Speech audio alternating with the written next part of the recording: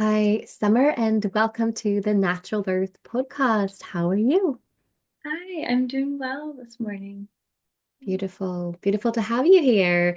I'm excited to hear about your natural hospital birth. We kind of mentioned that before we started recording that, you know, most women coming on this podcast have home births, and I do think it's important to have some hospital births too, for women who want to be in the hospital but have a natural birth, to listen to different women's stories about how they navigated the system and how they kind of come to that decision and how they ended up having their natural birth as well. So thank you for coming on and sharing. Um, with no further ado, take us back to, becoming pregnant. And was it obvious that a natural birth was something you wanted from the get-go? Yeah, yeah, so actually my son, like I mentioned before, he'll be one tomorrow, so going through this is really special today. But we found out we were pregnant in April, and I did know that I wanted to have a natural birth. I've kind of known that for a while when we were trying to conceive and just thinking about pregnancy and birth and babies, knowing that that's something that I really wanted, that was important to me. Um, we did, we went back and forth for a really long time about home birth versus hospital birth, knowing that I wanted to have a natural birth. We interviewed probably three different midwives for home birth. And then also, I was already seeing an OB for stuff before we got pregnant, and so I really liked her too, and so um, we struggled with the decision actually because we knew that we wanted a natural birth, and it is so rare to have a fully natural birth in the hospital. And at the same time, I could feel some anxiety for myself around a home birth with it being our first baby. Um, and so just weighing the pros and cons and knowing that um, both have them. And so we went back and forth for a long time, and ultimately we decided that we thought that a hospital birth would be best for our first birth. Um, Was that going to be with the OB that you went to your prenatal care for? yeah, so that was one of the cons of the hospital birth when we were going back and forth, is that I would see her throughout my pregnancy, but because it's a hospital, it's depending on who's on call when when you go into labor. So that was hard for me to know that I wouldn't necessarily know the doctor. So that was definitely a decision, a part of the decision that that we took into consideration. Um, yeah, Did you talk to her about your desires for a natural birth and how they could support that? Was that something you talked about? yeah.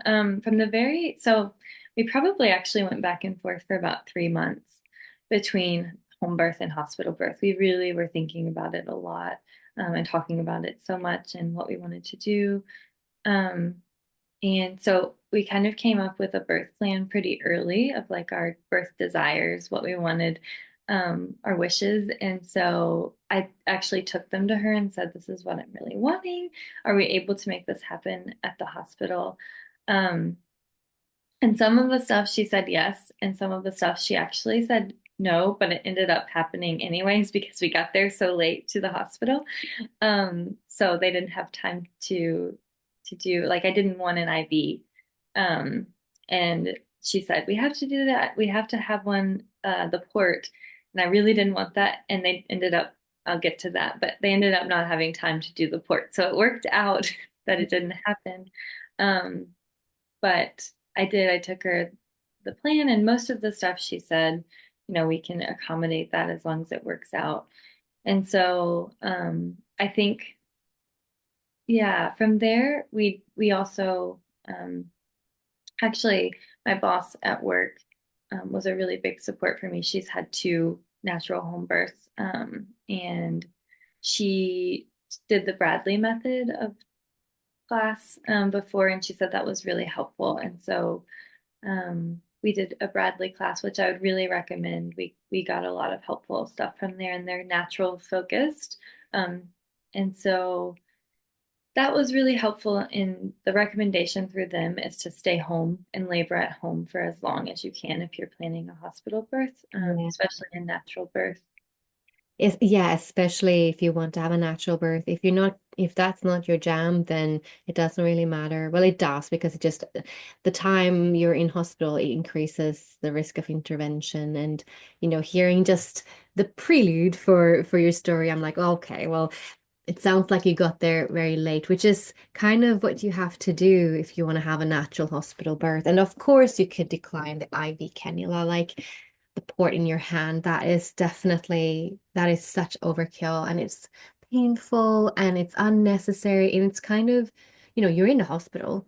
If the rare circumstance, if you actually have a natural birth, the rare circumstance you need it, like you have a whole hospital full of people that can do it. Like, what? Why would you do it before you even have a problem? It's like assuming you're gonna need a cesarean or something, right?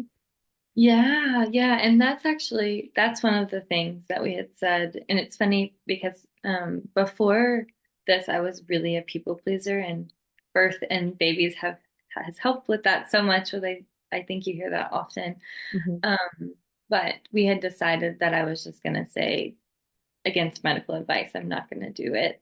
And so some of the stuff that they were saying, we knew that we could say that we had agency over that too, that even if they said you have to do it, that we were going to say, we're not going to do it. Um, so that was kind of the plan with that too, but it worked out where there wasn't even time to have that option. So it kind of worked out exactly how it was supposed to, I think. Yeah, I love that. And for anyone listening who is just like you, like maybe a first-time mama who is, wanting natural birth and thinking about, home birth or hospital, maybe birth centers in there as well. And feeling like you that actually for my first, there's just some anxiety. And like, of course, listen to that. Like, we need to birth where we feel the most safe. But I think exactly what happened for you is what needs to happen. You need to stay at home until you're almost ready to push. Obviously, depending on how far away you are from the hospital. If you're an hour away, maybe not that time, but you know what I mean? And if anyone's listening, I have an episode out that is, for, how to prepare for a natural birth. So you can listen to the ins and outs of all these things, especially all the routines and choose wisely which ones you say yes or no to. And you can decline absolutely everything. Even if you go into hospital, you have that sovereign agency over your own body and your baby, for sure. Yeah, yeah. And that really helped listening to the podcast. And then also I read a book, if it's okay that I say, Yeah. Birthing from Within. Beautiful. And it talked a lot about actually, instead of like pushing against the anxieties, really leaning into them, um, and sitting with them and being with them. And it was wonderful. I would really recommend that book too. There's practices in it and journalings and stuff that was really helpful for me. Yeah, because it's all about feeling what's right for you, not for anyone else. Yeah, you need to have a full body yes to wherever you're birthing and with whom you're ever birthing with, and who's going to be on your little birth team and everything. Beautiful. So let's dive into the birth story now. I would like to hear, did you have any early signs of labor approaching for you at all?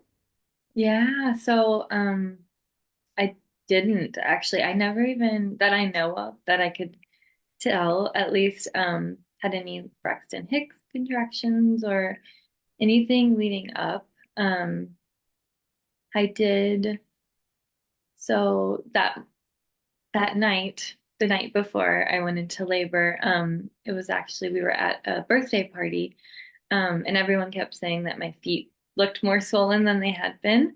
And I had seen that that might be a sign, I don't know, but that's really the only thing that was happening. Um, and I wasn't feeling anything really different. And then that next morning, I woke up kind of early, like around 7. And this is weird. I've kind of looked up stuff and you might have some insight on what this was, but I haven't found anything. But I heard like a knocking, like a in my stomach, and I could feel it. Um, it was like the weirdest feeling. I'd never felt anything like this knocking. And I heard it out loud too. I was like laying in bed and it happened, and I was like, hmm. And And so you didn't have any kind of little bit of a trickle or something? I got up and went to the bathroom, and there was nothing because I thought maybe my water had, broken, and there was nothing. So I was like, that's kind of weird. That is Um, weird because you can have a loud sound from your waters breaking. And the only thing I could think of, and beyond like that your baby was knocking and saying, I'm coming. that's what I've been saying. Yeah. Yeah, right. Would be that maybe it happened like on top, like maybe not down below, and maybe your baby's head, it was so well applied or something that I don't know, that was just I don't know, maybe, I don't know. Yeah, no, I've never heard that either. That I mean, if there is a sound, usually there's a bit of a trickle, maybe it's a hindwater leak that just it's a little bit of leakage, minimal for some. But yeah, curious. Yeah, I am too. I don't know, but I remember it really well. I remember that feeling more than I remember any feelings that like sensations that day actually.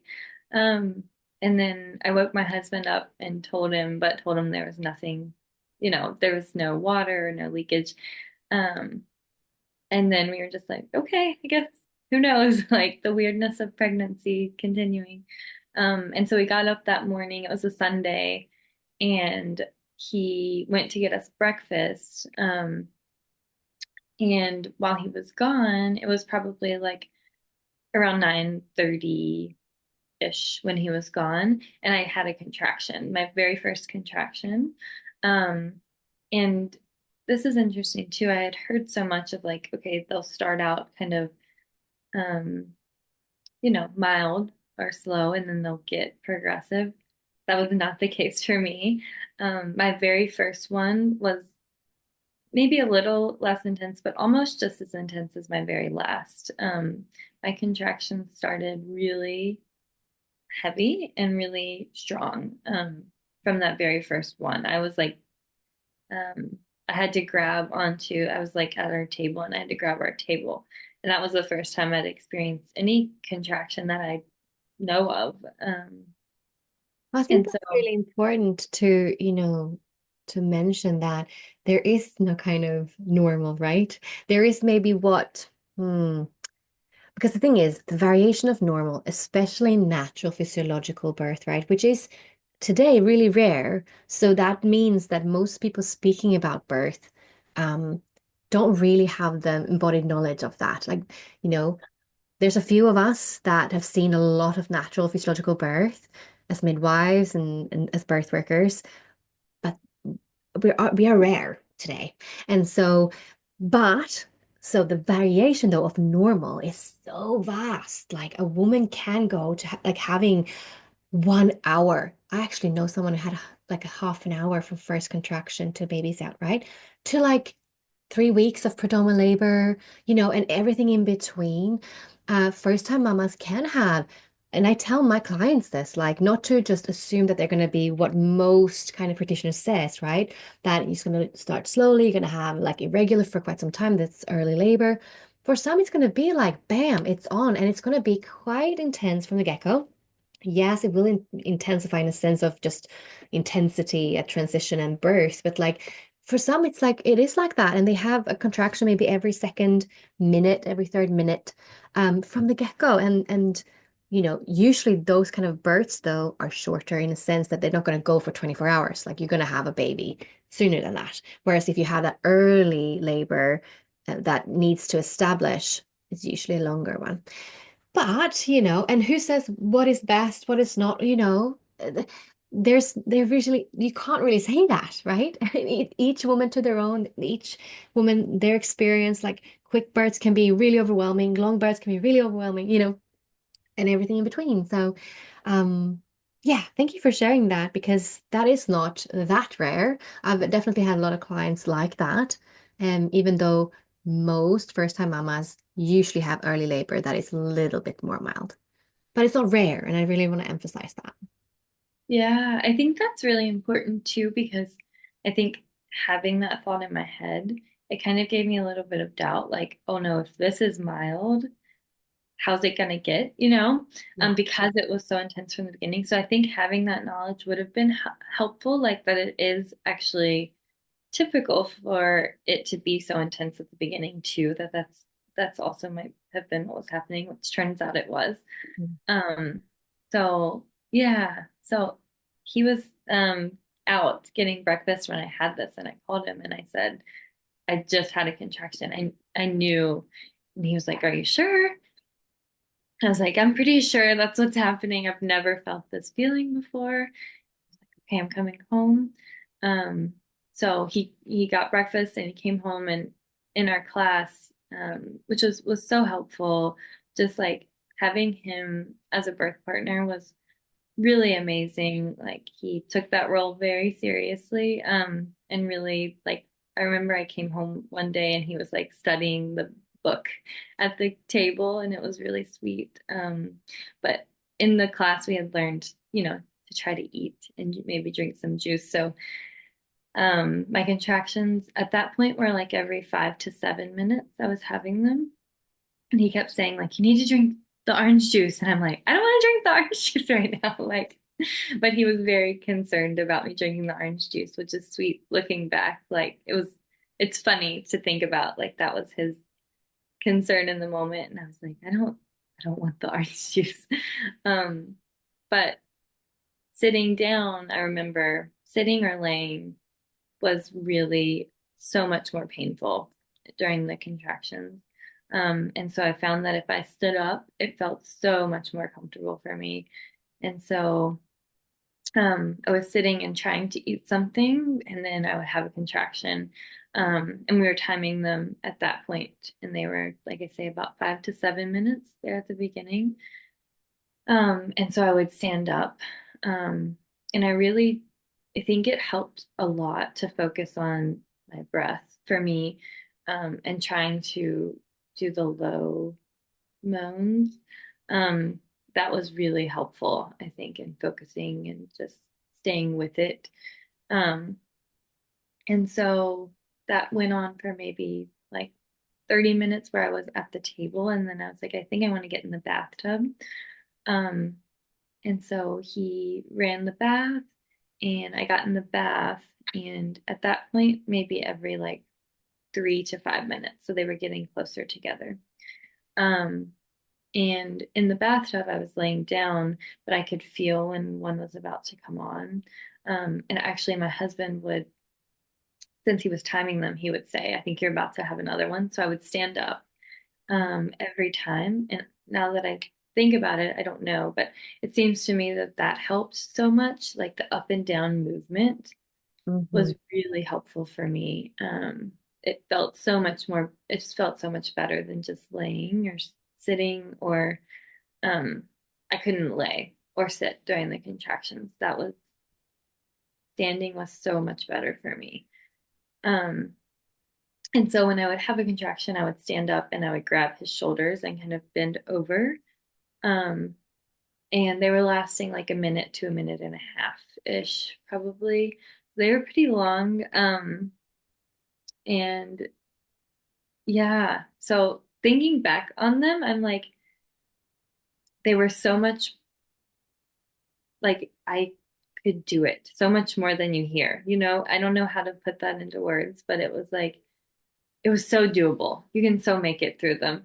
Um, and I think just like empowering to feel like, oh, after the contraction would be done, that moment, the lull in between where you have a second to breathe is so magical. Like it's like, oh, I did it, and I'm on the other side for a second. Because it is so intense, and my contractions were very intense. And so really taking, and we learned that in our class too, just like taking the break, however long it is, to really sit into it. And not, I tried not to anticipate, which is easier said than done, but I tried to really like be in the break. Um, yeah, so I did that in the bathtub, like up and down for probably like an hour, I would say.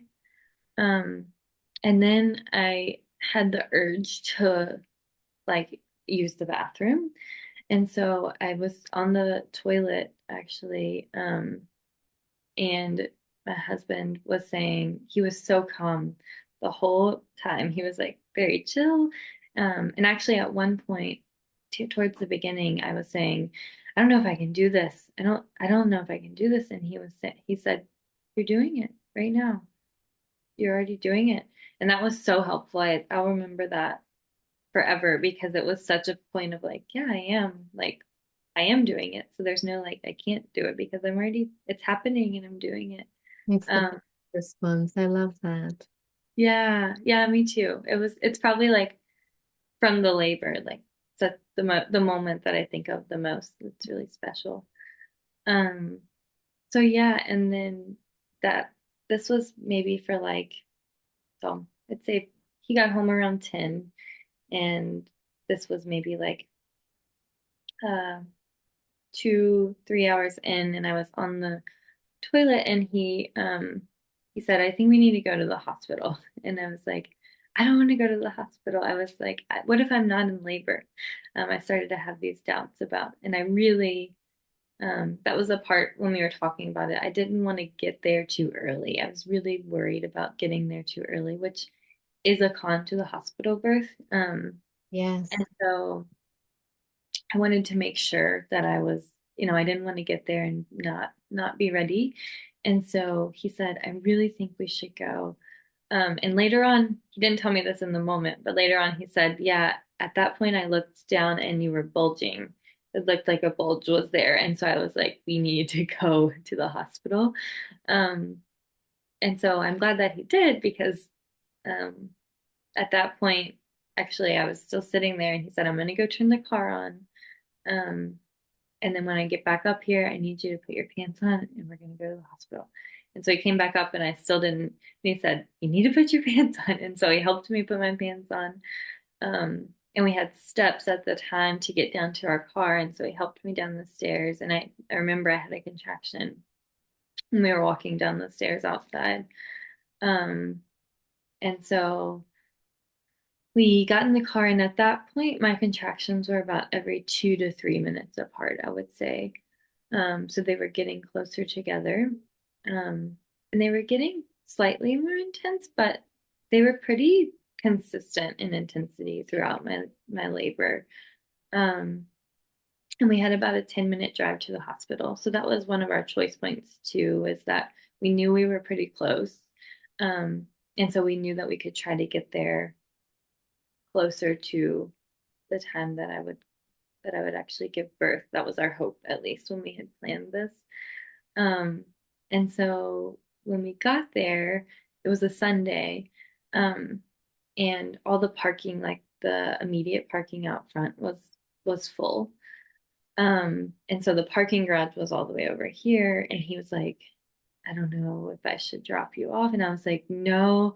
So this is funny. We actually pulled right up to the front, and he left the car running and everything. We got out of the car. We forgot to turn the car off. Um, and we didn't realize that until after we had like all this was over. Yeah, and we're like, oh no, I think the car's still on. But I was like, we have to go.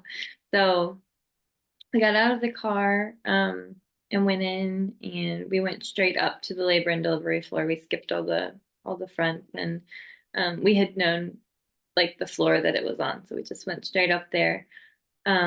And I remember I had a contraction in the elevator, and there was a man in the elevator with us. So he was like, and he let us skip his floor and go straight up. He didn't click a button.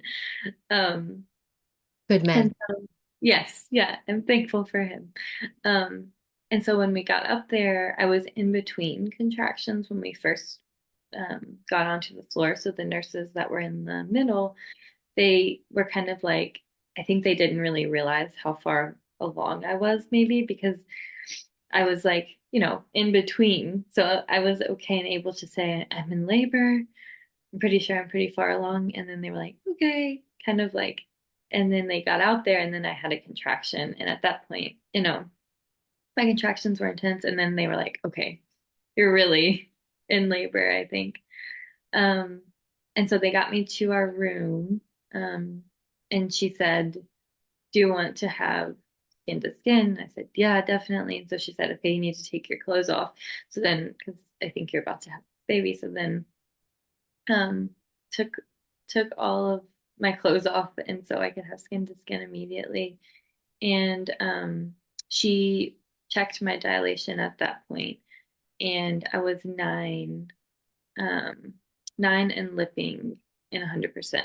So I was like, yes, like that's the best thing I've heard because I was really worried that we were going to get there and it was going to be like, you're not quite there. And I was going to have to be at the hospital, but I was like ready to go. And I kept saying, I have to use the bathroom. And she said, the nurses were really wonderful, which I'm so thankful for. That was obviously a worry because you don't know. That's part of a hospital birth is you don't know who you're going to get, but every nurse we had was really caring and just so wonderful, and they really listened, which was important. Um, but I said, I really have to use the bathroom, and she said, you can go in there and push, but you may have the baby in the bathroom if you do that because you're about to have this baby. And I was like, okay, I'll, I can, if I can push, then I can push here. Um, and it was a Sunday, so the on-call doctor actually wasn't there yet. So she said, okay, we're gonna get the resident, um, come in because the doctor's not here yet, but you can start pushing now.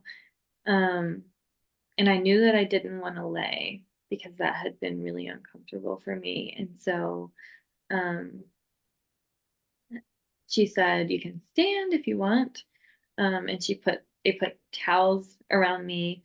Um, and I was leaking a lot at that point.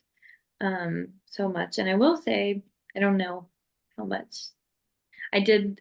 I, I really prepared in doing like the dates and the raspberry tea and the stretching and the massage and all of that. I don't know if that helped or not, but I'm going to say that it did because I think even in just like the intentionality of preparation, maybe like knowing that, okay, when I'm drinking this tea, I'm thinking about my natural labor and how I can do it. And even if it was just that, Mhm. um, I do think it was helpful for me. Um, so if you're feeling like curious about that, I would recommend looking into some of the like labor prep stuff because I do think it really helped me. Yeah, Um, I couldn't agree more. And if anyone's curious, there's an episode on that, which is yeah, like natural birth prep, kind of something like that. And I can link it down below. yeah, yeah. The reason I thought of that is because I actually remember, um, I think my husband said something about it. I don't know, but the nurse said, she's been drinking that tea that makes you very leaky. I don't know. So, um, I That's don't know if that's interesting. I've true, never but heard it make you leaky, but that's interesting that you were leaking because when did your waters break? I don't even know. I guess maybe in the Maybe it bathtub. was the pop, you know, Maybe, and because, it might take a while for it to start leaking, but if you don't really know when that happened, it might have been a hindwater leak that just hadn't, because it sounds like you're going through labor very quickly as well. Yeah. yeah, yeah. And So maybe, waters does that. It kind of can be making things very intense. If the baby is very far down, well applied, all of that. yeah, yeah. Maybe because when I got there, my water was broken and we didn't know that it had broken. So I don't know, but I think that I don't know. I think the prep really helped. So just putting that in. But yeah, so I started to push kind of like leaning against the bed, standing up. Um, but eventually after like one push, and we got to the hospital. This is just how quick it was. At 12:42, I have the call on my phone. So I know we got there then, and then so after I started pushing on the bed, I got onto the bed on my knees and was holding the bed and was pushing like that. And that was a helpful position for me too at that point to like kind of rest a little bit, not be standing, but also not be laying. Um, and so I was doing that. with the resident that was there. And I maybe pushed like 3 times with her, and then the doctor came in, so they swapped. And it was not my OB, so it was a different doctor that I hadn't met before. She was really great. She had a really like strong energy. Like I could feel her confidence. I could feel that when she came in, especially compared to the resident. I think like it was like, okay, she can help me. She knows what she's doing, which was good for my system. My system was kind of like, okay, someone's here. I can orient to the help and to the professional. Um, so yeah, so then she said, you can push like this. Um, if you want to lay, I can help you guide the baby out. I can kind of help with that, and that may help with tearing. And I was like, I don't know, laying feels really scary for me. And she was like, you can try it. So I was like, okay, I'll try if it'll help with tearing. Um, and so I did, and it actually, the pushing part for me felt really good in comparison to the contractions. It felt really like productive and strong, and so I wasn't feeling as much pain during the pushing. And so I felt like I could do it. I felt like I could lay. And so at that point I did. Um, and I did ask in my birth plan, which they had for no, like, I didn't want anything on while I was birthing. So I didn't want any like shampoos or any like, creams or anything to help. So I think she was just helping. She had a warm washcloth. It was kind of helping guide the head. Um, and so at that point, I pushed maybe like um, 5 more times. So like 8 to 10 times total. Um, and my baby was born at 126. So we got there at 12:42 and he was born at 126. Um, yeah, and his I pushed once and his head came, and then I pushed again and he came. And they laid him on me. Um, and just like I know that everyone talks about it, but I think it's important when thinking about a natural birth like that, over that feeling of like, oh my gosh, he's here and we did it, and just like so much, like it's so overwhelming with like such amazing emotion that, yeah, I think that's helpful to think about too when thinking about that birth in general, and especially natural birth. Just like that feeling in that moment is unbeatable. Yeah. Beautiful. Wow, that was such a quick birth. It was. So when again did you feel the knocking? I felt the knock probably around 7 that morning. Right. Um, And then you and then called your husband around 10, wasn't it, or something like that? yeah, that was my first contraction that I could feel was around 10. Yeah. So Uh, yeah, that is yeah, so quick. That's like what, 3.5 hours or something, really. It's yeah. such a quick first. It was so quick, so intense. So intense. And That's why it was so intense too, you know? yeah, And what week were you? What gestation? I was 38. Oh, wow. So yeah, Your baby was just cooked and ready to come like a little firebolt. yeah, he was ready. Yeah, Mm. yeah, And yeah, the call from your husband, with feeling that you want to sit on the toilet. That was a good call, especially because it was so quick that he really was kind of understanding the signs of that. You're actually much further along than you think. yeah, yeah, yeah. Yeah. That was helpful too, that he said we're going right now, and that he kind of made that choice and really helped me in that. And also that he didn't tell me what was happening until afterwards. We waited to say this is why we're going, but later told me. I could see basically, I guess, what was the head kind of pushing against. Yeah, your vagina is bulging. Yeah, It swells and starts to bulge as you're about to have a baby. I mean, that's also to prevent tearing. It's amazing. I mean, that happens the last few weeks. Your vagina, your vulva, right? Your vulva gets really swollen with blood flowing, just puffy, you know? And that's yeah, to give it space to stretch and open and not tear. So, yeah, yeah. I love that. And And I didn't tear either, which was great too. I was um that was something for some reason that was in doing my work with birthing from within, that was especially a fear for me for yeah. some reason was tearing.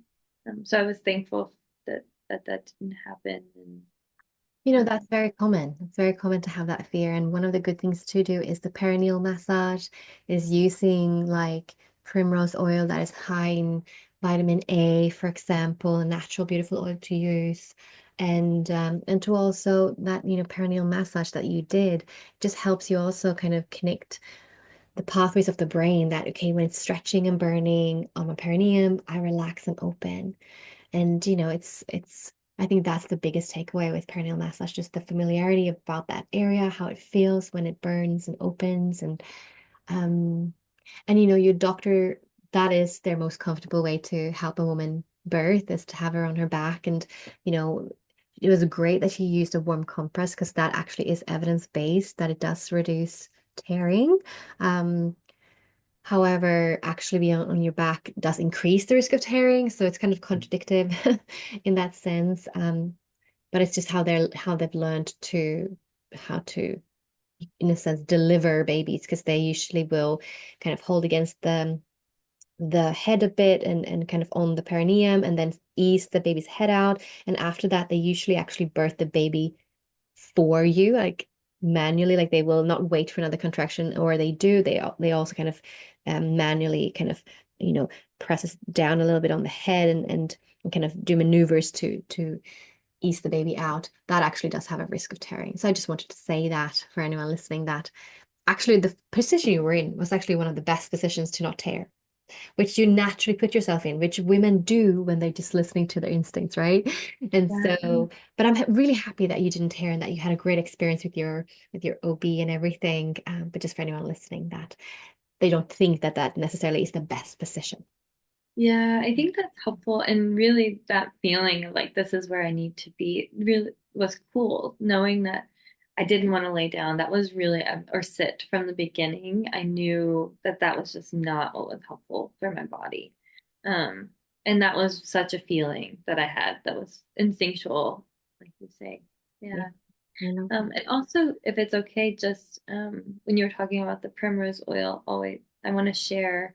I used a company called, if that's okay, called Gracefully Natural, um, and they have like natural birthing products. So they had a perineal oil, um, and I don't, seemed helpful. They also have teas and stuff, and it's all natural birth help products that I feel like were really helpful for me in all my preps. So Love that. That's yeah. beautiful. Yeah, and it's also so simple to go to a health food shop and pick up primrose oil there, or Yeah. tablets to put up into your vagina and eat, and also raspberry leaf, to just pick it up from a health food shop or tea shop or an herb shop, as well if you don't have access around that. But yeah. Yeah. Yeah. So amazing. So if you had a first-time mama in front of you right now who's about to have her first baby and she really wants to have a natural and empowering birth experience, what advice and pearls of wisdoms would you give to her? Yeah. Um, I think I've touched on this a little bit, but I think really the preparation was so helpful for me. Um, I touched on it a little bit, but I was a little anxious. And so having the preparation was really helped me to get everything straight in my mind of like, okay, I can do this. And I read Ina May's book that it has all of the natural birth stories in it Oh, that are really empowering. And then the birthing from within and listening to this podcast and other podcasts and doing all the prep, the tea and the dates and the all the stuff like that, and just journaling and really preparing, I think was helpful for me as a planner. Um, and you can't plan birth because it just happens, and um, especially a natural birth. And so having the agency to prepare was really helpful for me personally.